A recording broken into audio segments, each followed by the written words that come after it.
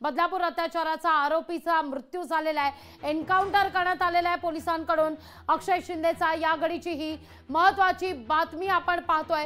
या सगळ्याविषयी बोलण्याकरता अतुल लोंढे आपल्या सोबत जोडले गेलेले आहेत। लोंढेची काय पहिली प्रतिक्रिया या सगळ्या मुद्द्यावर?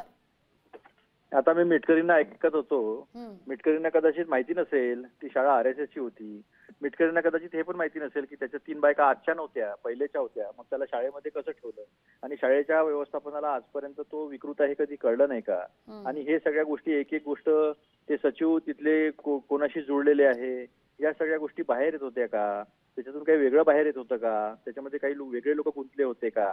अक्षय शिंदे काय सराईत गुन्हेगार नव्हता की पोलिसांच्या हातून बंदूक हिसकणे आहेत का? आणि अक्षय शिंदे सारखा ज्याचं काही म्हणजे फक्त हा विकृत होता, हा नराधम आहे, यांनी विटंबना केलेली आहे, एक्सप्लॉयटेशन केलेलं आहे असं काही। आणि पोलीस हे सगळे ट्रेंड पोलीस असतात, मग त्यांच्या हातातून एवढ्या सोप्या पद्धतीने बंदुका घेत होता का?